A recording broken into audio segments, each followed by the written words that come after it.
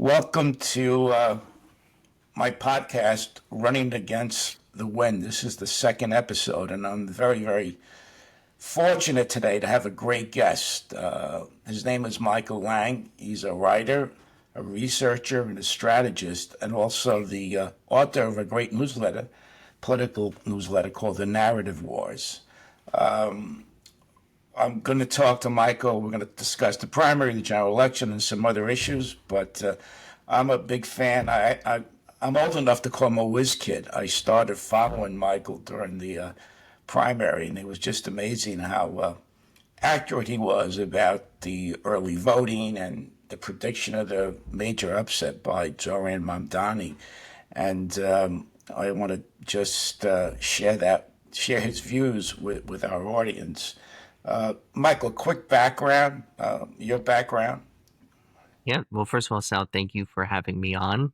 The pleasure's all mine, really. I'm glad that you've been reading for a while and that you enjoyed the work that I put forth. My background, so born and raised New Yorker. My only time living outside of New York has been when I went to Boston College. I went there for 4 years.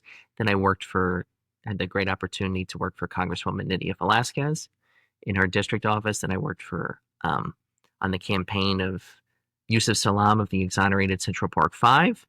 Then I did a stint in opposition research. Then as a campaign manager myself to a race in the Bronx that regrettably we did not win. And then I began actually writing a book about this mayoral race. I'll have more to say on that actually in the next couple months. Is potentially a deal might get ironed out for that book. So I'm just very grateful to have had the opportunity to follow the race closely, and also that so many eyeballs kind of came to it, and that it produced a very interesting and compelling result. So Well, I think your book is bound to be very successful because this campaign is one for the history books. I ran for for mayor. sure. I was a city council member, and I said this repeatedly during the race that this is the best campaign, mayoralty campaign, maybe in the history of the city. With all the volunteers and just the way it was organized, the enthusiasm, just an amazing race. And I would agree with you there that it was probably one of the best in the city's history. In some ways, is reminiscent of David Dinkins in 1989, John Lindsay in 1965, but also dating all the way back to kind of 1929 in Fiorello LaGuardia, yeah, who's universally kind of considered as not only New York City's best mayor, but potentially the best mayor in American history. And LaGuardia, he ran against the political machine. He kind of had this speak to everyone in their native language, meet them where they are on their street corners ethos that I think Zohran Mamdani really brought to the table here. So I think what Zohran did this time, it was very rooted in New York City history. So absolutely. I met him on Staten Island months before he started spiking, and I really was impressed with his intellect, his listening skills. We had a short conversation. We talked a bit afterwards about public policy, and he has tremendous charisma and, of course, tremendous energy. As you know, you walk the streets of Manhattan with him. The kid's in great shape, and he's a happy warrior. So, it's a really impressive campaign. As I said, I can't say it enough because I'm a little jealous. I ran for mayor, and I said to him, I could never generate that kind of support. And I was running against the machine. I said, your charisma, your unique skills are certainly very, very impressive. And he, I mean, it was one of the best on the street efforts I've seen in a long time. I talked to some of his volunteers, so they were so enthusiastic, so excited, and they were growing by leaps and bounds around the city. Can you just give us a thumbnail sketch of the primary, how he won it, where he won it? yeah, so I mean, when Zoran started, he probably had around 1% name recognition across the city, right?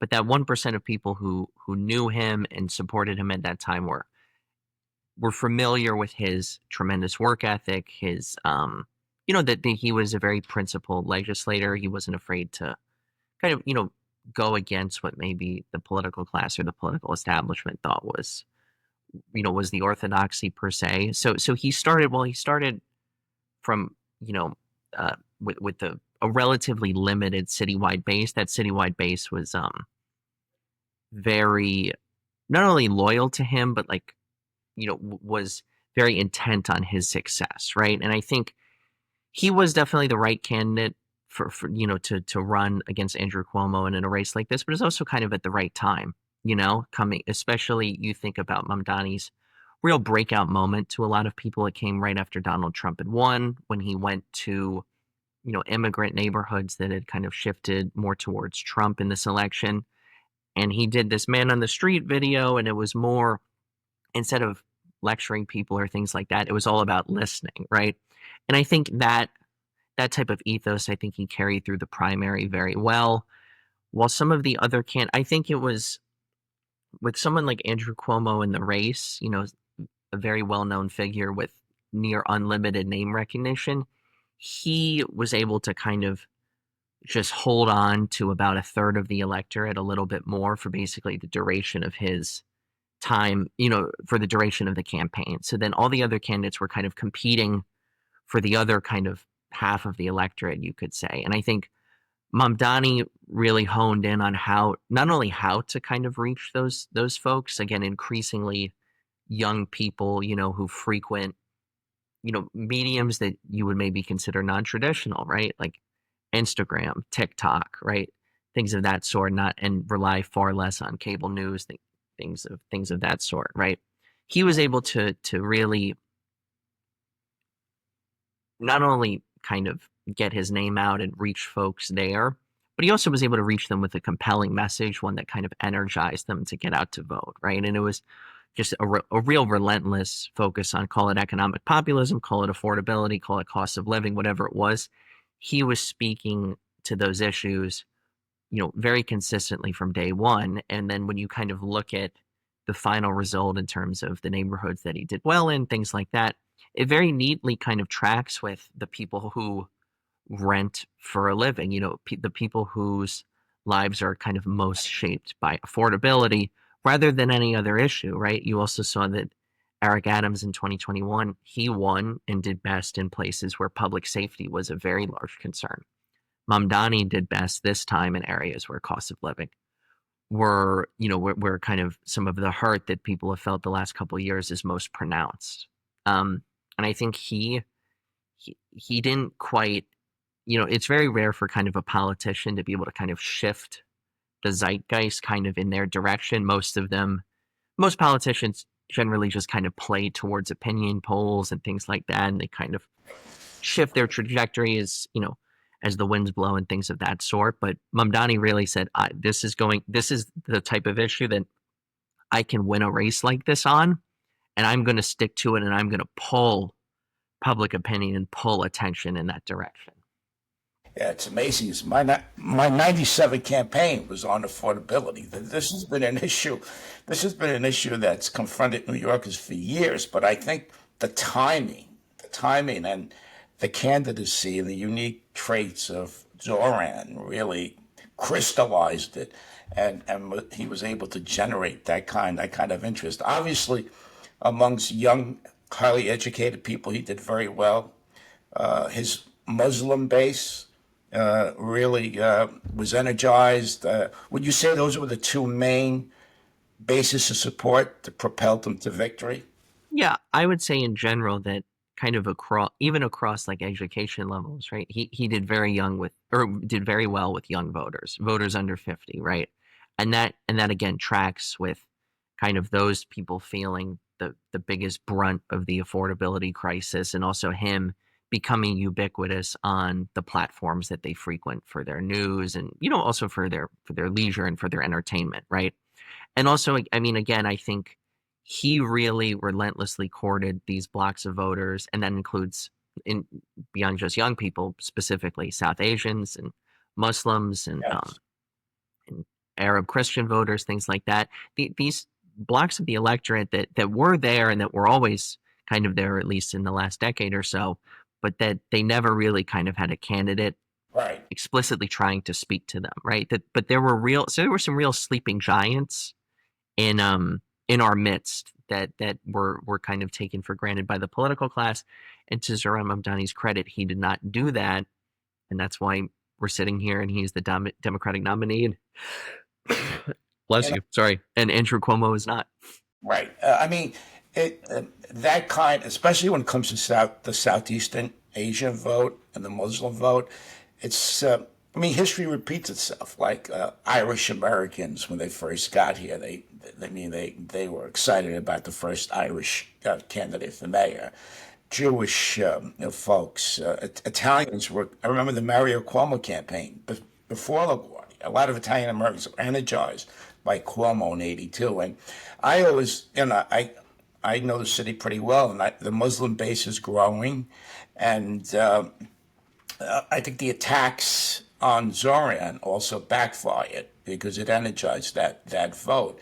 But like every other ethnic, racial, and religious group, they are proud that there's a candidate like Zoran that they can support. It's the first time ever, and obviously the polls were not capturing that. Right, they weren't capturing the young people that were not registered before Zoran. They weren't capturing the southeastern. The South Asian voters. I mean, you obviously were doing it somehow, some way, but the polls were off because a lot of these kids too. I call them kids. I'm of course that age group that can do that. They're on social media. They're not getting their news from the New York Post and the mainstream papers. And the more I was talking to his volunteers, and they were telling me that more and more people were getting on board. They were multiplying by the hundreds per week. So it was just once again, when you write your book, you're going to be able to chronicle all this stuff. Let's talk about the general election, which is obviously ahead of us. Different electorate. We have in New York City 1.1 million independents because most people, especially young people, they're losing confidence in the Democratic and the mainstream parties, which in my view are terrible. So you got this new base that may be coming out in November, right? This new group of people that will probably turn out. What's your analysis? What are they like? Yeah, I think one thing that I kind of forgot to mention earlier is that Zohran Mamdani's coalition in the primary was very unique because, and I would say this to anybody who thinks that this was kind of a one-off election, is that he did best with the demographic groups of people, younger college-educated voters, Hispanic voters, Asian voters, that are not only like younger groups, just age-wise in the electorate, but they're also their ranks are growing in New York City quite significantly. And Cuomo was kind of, he did best in middle class black areas, really wealthy white areas, and also, again, white ethnic areas, although I feel like he very much underperformed in some of those areas and also in Orthodox Jewish enclaves. Besides the Orthodox Jews, all the tenants of Cuomo's coalition, they're all losing population rather Correct. quickly, I might say. So, and I think as we approach the general election, that's kind of an interesting thread because, as you mentioned, in some parts of the city, I will say, independents are basically quasi Republicans, or they end up voting for the They're GOP nominee for the most of the time. generally conservative, I guess. Yes, yeah, right. A little more moderate, a little more conservative. But in other parts of the city, independents are just they're also very young, and as you said, they're kind of disillusioned with the party establishment in either party, right? And I think that's an area where, there's already been kind of some polling on this where Zohran Mamdani is polling a lot better than Andrew Cuomo among independent voters, right? And I think I don't really see a reason that he would not appeal to younger independents, be they white, Hispanic, or Asian, who are kind of disillusioned with quote unquote establishment politics, as well in a general election, right? So then that would kind of put a lot of pressure on the anti-Mamdani candidates to really run up the score among, kind of the older, more conservative independents and also the Republican electorate, which again is kind of shrinking in New York, but is very politically engaged. Their turnout is always quite good, right? Particularly in 2024 and 2022. But again, when your opposition is very fractured, they have to almost play a perfect game in order to kind of go against you, because now Mamdani will be on the Democratic Party ballot line, and that I think will carry a good amount of support, particularly again in working class Black neighborhoods, things like that. So definitely the opposition firmly has their work cut out for them, and absent a situation where it could be reduced to a one versus one race, I think it would be very hard to defeat the Democratic nominee. I agree with you 1,000%. My wife said I shouldn't say 1,000%, 100%. Uh, I don't see, I know these guys well. I mean, I've been around, as you know, for years, and Sure. Adams, Sliwa, and Cuomo, none of them will drop out. They will not drop out because, in my view, their main driving force is ego. It's not public interest. So these guys could care less about, in my view, this is Sal Albanese speaking about the public interest. So I think you're going to see obviously a 4-person, 5-person race in the general election. And I think I agree with your assessment. It's going to be very difficult for them to beat Zohran. The Democratic, I mean, there are lots of folks, especially in working class African American neighborhoods, they go right down the Democratic line. They're not going to switch over and vote for a Republican or an independent, which is very helpful. Why did Zoran not do as well in the Black community in the primary? What are your thoughts on that? I think that's largely a kind of a consequence of relationship, right? The Black electorate is also on average much older than the white, Hispanic, or Asian electorate, right? And Andrew Cuomo is someone who has been, in these neighborhoods, in these communities for almost 50 years, kind of dating back to when his father ran for mayor. So I think there is a lot of resonance and relationship there. There's also there were a lot of basically almost all of the large institutions in the Black community were very lined up behind Andrew Cuomo. So there were a lot of headwinds, both relational and institutional, kind of working against Mamdani in some of those neighborhoods. And I think my theory of politics, particularly in New York and um, in certain neighborhoods and certain boroughs, is that those relationships and those institutions play a much greater role in kind of shaping how people vote and how people interact with politics than any prescribed ideology, you could say. Absolutely. Um, yeah. Yeah. So right, go ahead.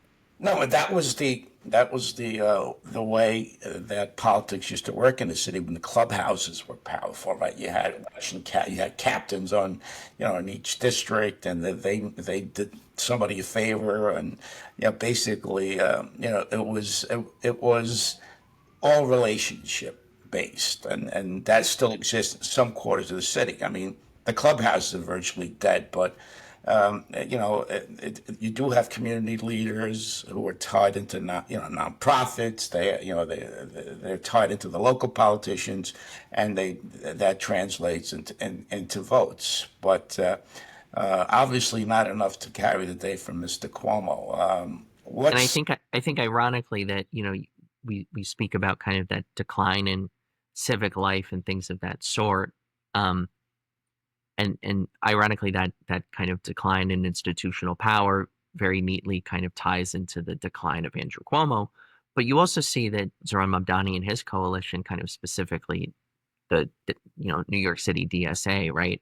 They are trying to recreate that type of civic life. Like the only group with block captains this election seemed to be them, right? The canvassing, the community building, and while that is, not equally strong in every neighborhood, they're at least trying to bring people into the political process in a way that some of those other institutions used to do, right? And I think that is that's also shown in the tremendous kind of enthusiasm and turnout gap that we kind of witnessed in this election, where the Mamdani coalition was very, very motivated, turned out significantly, whereas Cuomo's coalition, again, besides a handful of Orthodox and Sephardic Jewish neighborhoods, turnout decreased or plateaued compared to 2021, right?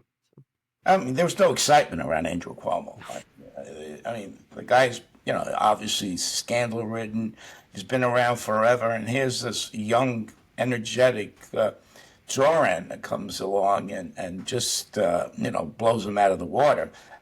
What's what do you think of Andrew Cuomo's option to stay in the race? What's it all about?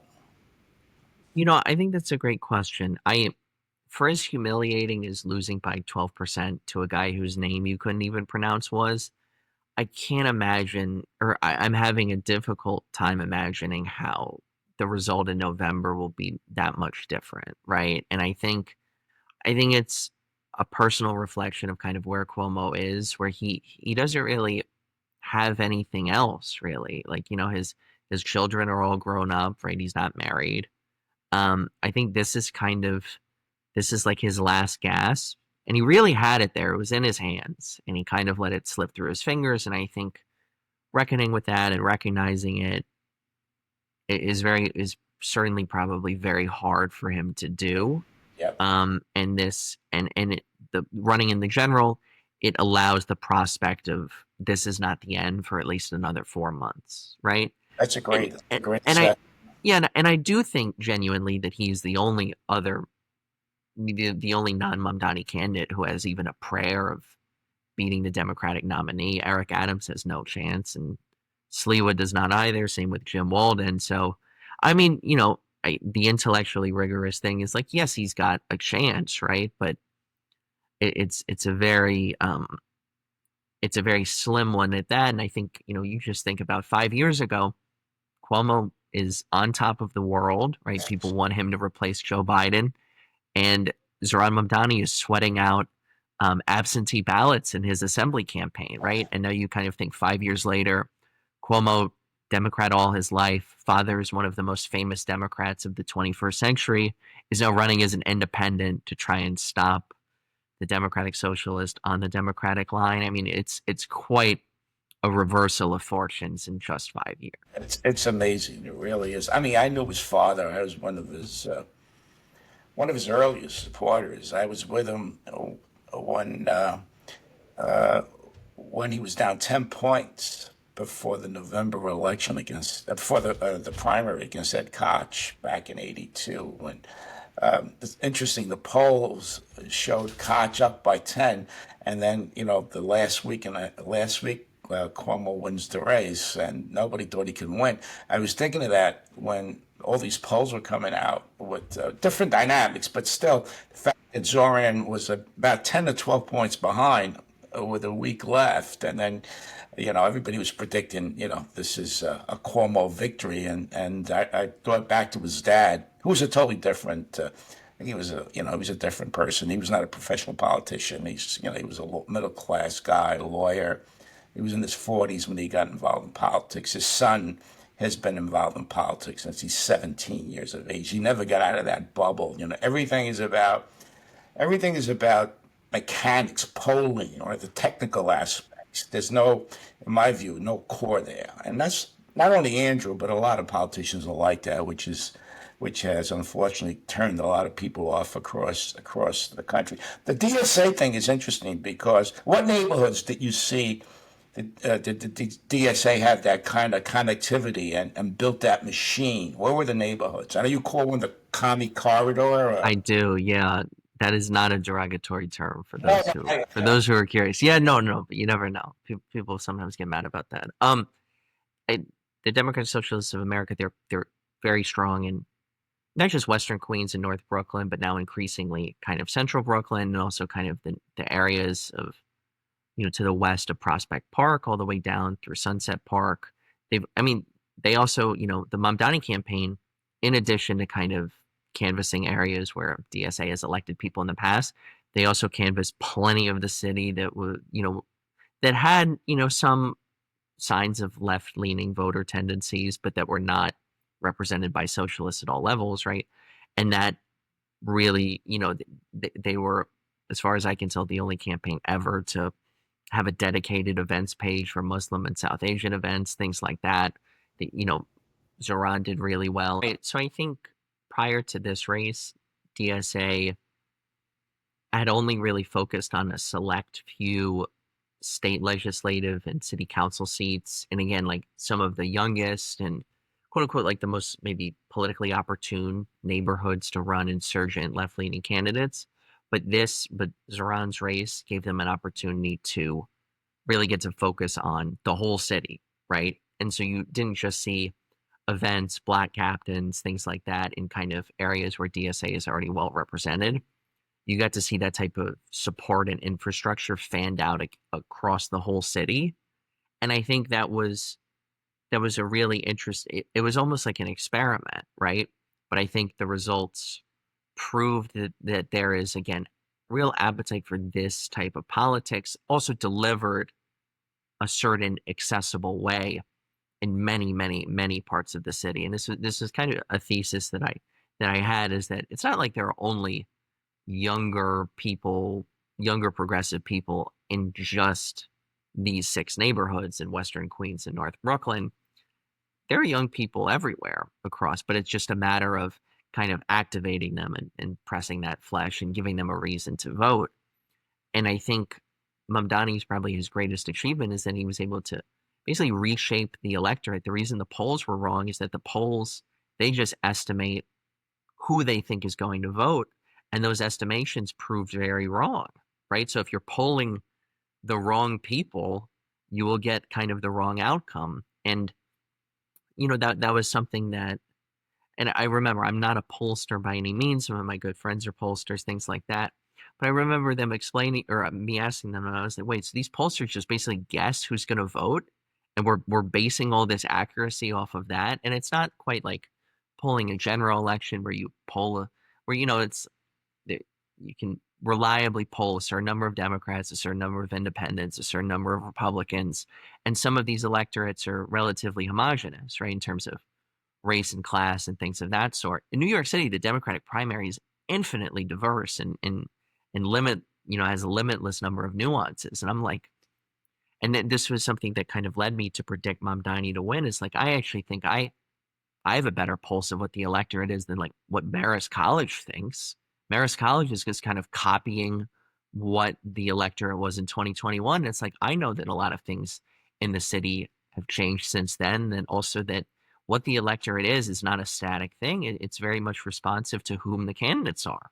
Um, and so I was fortunate that I was able to predict that Mamdani won, but he also did better than I thought he would, because he kind of took some of the things that I thought he was going to do well, and he just did tremendously, you know. Um, so he remade the map, but he did that by just changing the composition of who comes to vote, and he got the most primary votes in the history of the city. It's amazing. Did you advise the campaign? So Zohran Mamdani took many, many meetings with people who, when he was kind of thinking about this run and trying to sound it off, I was one of those many meetings. And I mean, I don't take a paycheck from the campaign or anything like that, but to the extent that Zohran or the many friends I know who work for him call and, ask for a suggestion or bounce something off me, I certainly don't, turn down the opportunity to give advice to the next mayor. But I mean, they ran an excellent campaign. They deserve all the credit. Um, How well do you know Zoran? How long have you known him?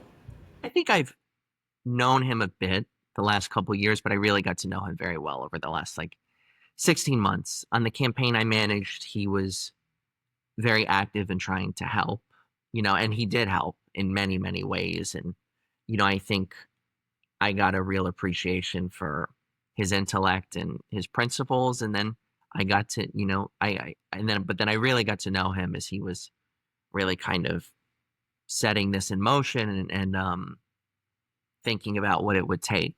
and then I felt like I really got to know who he was as a person, and for that I'm very grateful. In many respects, I can write about city politics all I want, but there needs to, but it's not, if I'm writing about Andrew Cuomo and Brad Lander, it's not quite the same thing. Him winning was tremendous on so many fronts, and including to my own career, frankly. And so I feel very grateful to him for that, and I feel lucky to have had some insight into what how this transpired, so.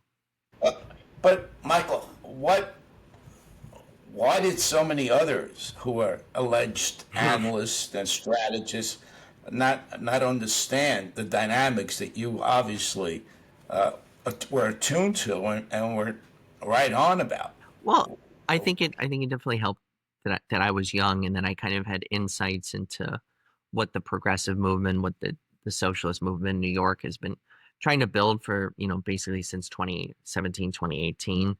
I think, but it very much helped that I knew Zohran Mamdani as a person, because I knew, I never for once thought, I didn't know if he could win, but I never thought that the campaign would backfire in any respect, and I I I had a very unique and fortunate window into the fact that he is kind of somewhat of a generational candidate, really, and I think that there were all these different pieces where they get people from Albany to speak, give these anonymously sourced quotes about how, oh, he doesn't work hard, he doesn't do this, he doesn't do that, and it's like, Yeah. I know this guy works harder than all the other people, frankly, combined, and I Mhm. think, and frankly, that is what you have to do as an insurgent candidate who starts at 1%. So I think I was able to, and I'll say I spent a couple years kind of, trying to learn the ins and outs of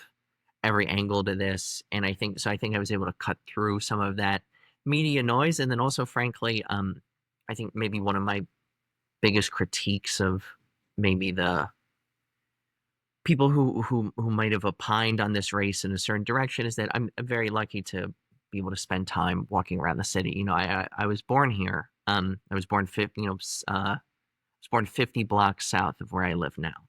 Um, and Mhm. I think that to spend time and all around the city and kind of see what many of these neighborhoods are actually like, to walk around, right? You can really glean a lot of insight into kind of what is going on in people's lives, what their Yes. biggest, what their biggest anxieties or challenges are, and kind of how to meet them where they're at. especially among you, especially among your peers, the Yeah, young people in but this, but which but not is even just, just yeah, right. Especially amongst the peers, and I think there was certainly a kind of a generational divide in media too, and kind of how people looked at this and how people assessed Iran's right. chances.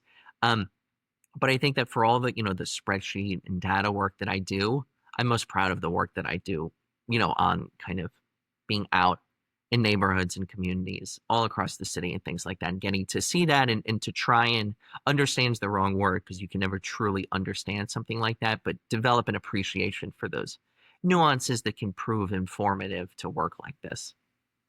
But you know what I found fascinating was I was following you during the early voting results, and you were posting them, and I'm saying to myself, this looks very, very promising for Zoran. And all of these alleged mainstream analysts and all of these pundits were basically saying, most of them were saying that Cuomo was a shoo-in. And here you are, you're breaking down these votes, and especially in North Brooklyn and in Astoria, and they're coming out in large numbers. And I'm saying these are not Cuomo voters, No, one So bit. I found, well, I'm not a big fan of mainstream pundits. I can tell, Sal. I can tell. I've been a critic for years. I mean, I was a critic on the city council of our traditional politicians here, which I think most of them are bankrupt. The system is broken. I mean, it's not even individual people. We have a broken political system, It and is broken. I think Yeah. a lot of the young people that voted for Zoran voted for that reason. He's genuine. He's authentic. He's not part of the part of the permanent government in New York City. Now, he's got, in terms of the Muslim vote and that came out in large numbers, it's a tricky balancing act from in terms of the issues. A lot of the Muslim vote, general. This is a general observation from Sal Albanese. They're conservative on social values, right? They tend to be pro public safety, pro police, especially the bodega owners. I mean, the Muslim communities had a bad history with the police department after 9/11, but generally speaking, they want to see officers on the beat. They want to see police presence, and you've got a number of Zohran supporters, or the younger side, who have an anti-police slant. And of course, he's all of his quotes in the past about the police and stuff, which he's basically, a lot of people say a lot of things when they're young and tweet things, but now obviously he has to, when he wins this, has to keep the city safe. So the question is, how does he achieve that balance? How does he achieve that balance, in your view? Yeah, that's an excellent question. I think, I mean, it kind of speaks to the earlier conversation we had where keeping maybe voting blocks together and cohesive that might have different opinions on certain very salient issues.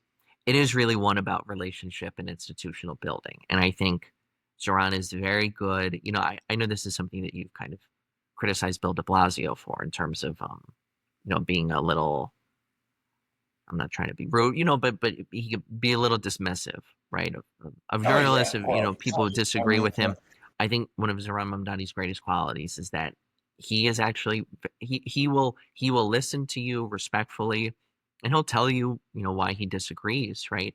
And I think that is not only a good quality in terms of, I wouldn't say appeasing, I would say pacifying some of the elements that might be very much opposed to him, or at least like dialing back their vitriol. It's also a very good skill to have in terms of maintaining, like a very diverse coalition, right? And so I think that his ability to kind of speak to people with different values and kind of thread them very well into his own beliefs and his values, I think will serve him quite well. And I mean, and yes, this is a crucial thing. He did not really run on explicitly reforming the police department, because frankly, he probably realized that if I want to win, that is not an issue I can lead, I should lead on, right?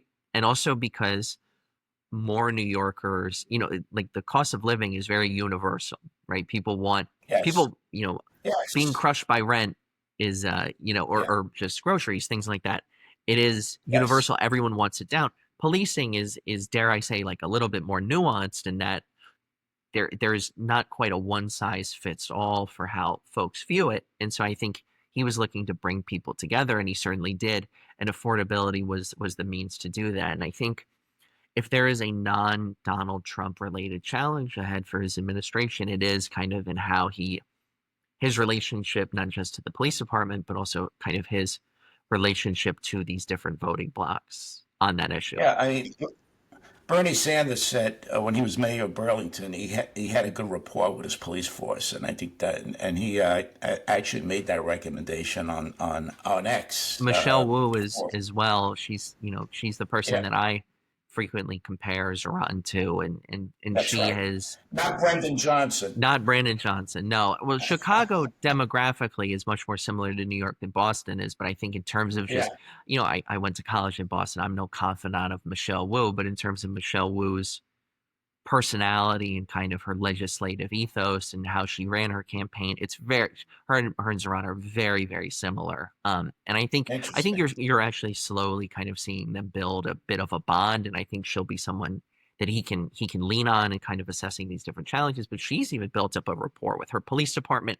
Now, granted, BPD is a lot different than the NYPD, which is one of the most militarized forces in the United States, if not the world, right? And so I think Mhm. I know you wanted to speak to the Jessica Tisch question and just other things, but I think that's kind of a good lead-in point there. Yeah, I read your article. I had a good conversation with Zoran in that Staten Island backyard about public safety. I know a lot about it. I was on a public safety committee for 15 years. I had a press conference in 1987 about having mental health workers respond to problems or folks who are having mental health issues with police as a backup out of the way in case it turned violent. I mean, nobody covered that. That was back in the 1987. The Columbia School of Journalism covered my press conference. We've been talking about that for years. That's not hard to achieve, and I don't think you get a pushback from the police unions or anyone else. You may need the police if it turns violent, so you have them out of the way as a backup. But I had a good conversation with Zoran. I think he understands the importance of having a rapport with the police force. Obviously, working conditions are important. Not jumping to conclusions, waiting for investigations. That gets you into big trouble when incidents happen. And I think he's smart enough to understand that. Before we get to Tisha, I don't want to keep you on too long. Gaza Yeah. and his strong advocacy for Palestinian human rights, which I think is fantastic and right on, especially in terms of what's happening there. How important was that in this primary? Extremely important because that is another kind of validator of his authenticity, right? Standing up for Palestinian rights and, speaking out against, you know, the bombings that Israel is conducting in Gaza and, the mass famine, killing of children, things like that. Speaking out, Which is ongoing. yes, which is happening as we speak.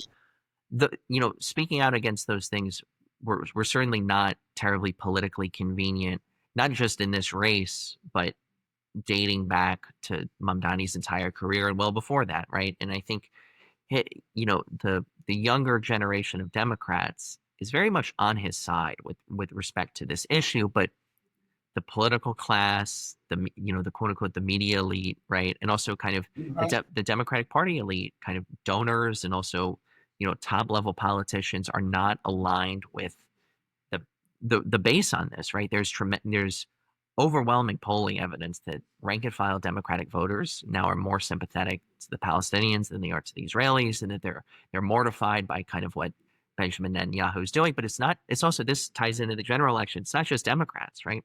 My father's like a libertarian. He's mortified at this issue. I forget whether you're an independent or a Democrat, but clear. I'm a There you go. Democrat, Right. Okay. Yeah. But yeah, this I'm a nominal right. Democrat. I'm not a big party Right. person, But but this yeah, stretches go ahead. beyond ideological labels in terms of how folks feel on this. And I think his ability to really not compromise his stance despite overwhelming pressure on this issue, it further again validates to his base of voters and beyond that he's someone who can be trusted to stand up to institutional pressure. That he is Yes, not just yes. another politician willing to kind of say the convenient thing to go along. Not just that, also he has real principles and values, with respect to human rights and things of that sort. But you cannot underestimate that one bit. And also, like it was the Cuomo folks, they seriously overplayed their hand on this. They Oh my tried to make God. that a very large issue, even though that public opinion was just not on their side there, and I think that it, um certainly cannot be underestimated. Well, I think that anyone running for president on the Democratic side that takes the Biden Harris position on this issue is in big trouble. I think that most people want a two-state solution. A state of Israel living side by side with a Palestinian state. People of Palestinian descent living in dignity there. That's what most people want. And what's going on right now is a debacle. It's a disaster. It's almost if you're a human being and you're watching what's going on social media, where children are being blown to bits on a regular basis, being starved. It's just too much to bear for any decent person, no matter what your Yeah, politics are. it's horrific, and it is the seminal issue in which the Democratic Party elite is vastly out of touch and vastly out. And granted, they are out of touch with their voting base and kind of the public at large on many issues. in a significant manner, but this is the one that is greatest and could Yeah, threaten to really, I don't want to say splinter the party, but I think if there was a candidate in the upcoming presidential election that echoed a similar sentiment to Zohran. Zohran echoed this sentiment in the city with the largest Jewish population in in the world. I think New York City has more Jews than Tel Aviv, right? And so yes, if you can win here with that type of message, yeah, you might run into some headwinds in Westchester County and in the suburbs of St. Louis. But if you actually took that message national, certainly would not lose you votes, you know? So absolutely. that's Well, something we should watch in the next couple of years.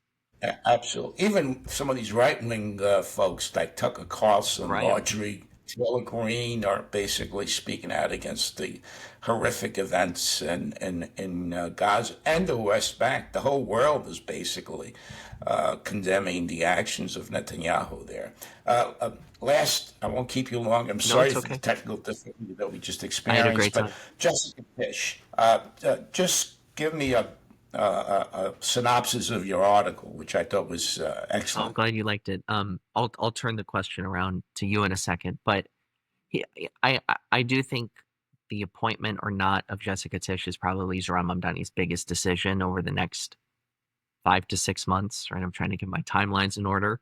Um, Uh-huh. she, for the listeners, billionaire heiress, former sanitation commissioner, now the NYPD commissioner since last November. Under her tenure, crime has decreased, which is commiserate with national trends that we see across the nation. She's also very much, I would say, the darling of the left right kind of editorial board elite in New York. The New York Post says very nice things about her, as does the much more liberal and decidedly not right wing New York Times.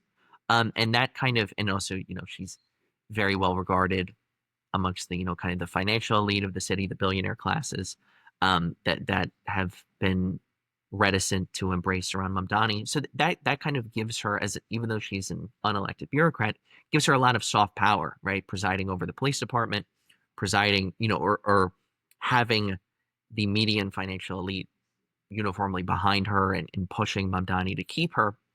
Um, Certainly that's a lot of power, and an attempt to replace her would potentially alienate all three, if not just fragments of those decidedly powerful institutions, right? But also, Mamdani will have a lot on his plate coming into the administration. So the argument maybe to keep her would be you can kind of keep forces that are powerful that could significantly, derail your administration or your agenda early on. You can keep them at bay if you keep Titian.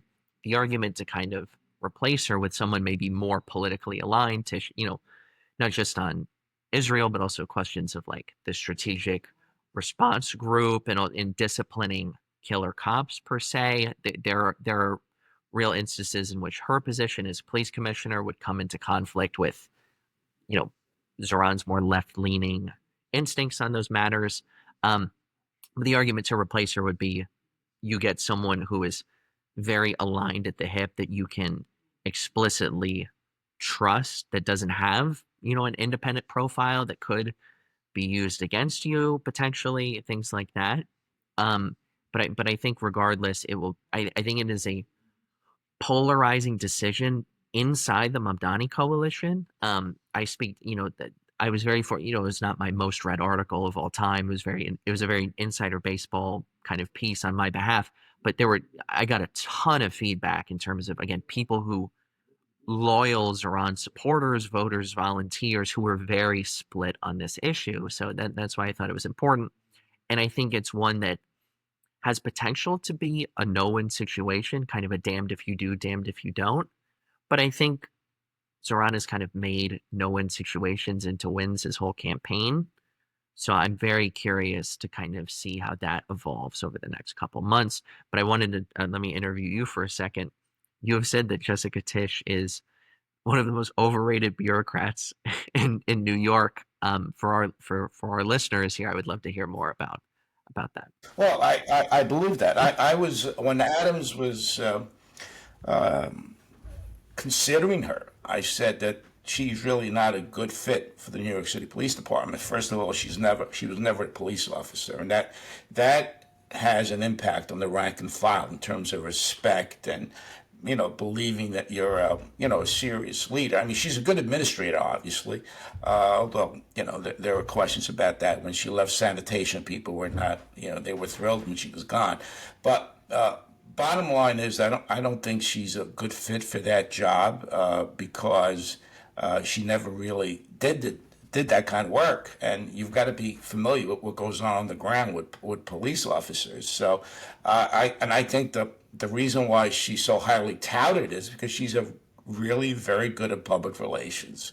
She has a very influential family. Her mom was a commissioner with me in the Charter Revision Commission. She's a smart woman. She's very, very, they're very connected to the New York Post, to the mainstream newspapers. Her dad's very influential. So all of that translates into good public relations. And I think that the people who are saying that she has to stay because look at the job she's doing. First of all, crime is down across the country. Second of all, I talk to a lot of rank and file cops. The morale is extremely low. Their working conditions are a disaster. They're working 18-hour days. Some cops they're being called in on their days off. And the other issue for me, I mean, I was totally opposed to her being appointed, way before she got the job.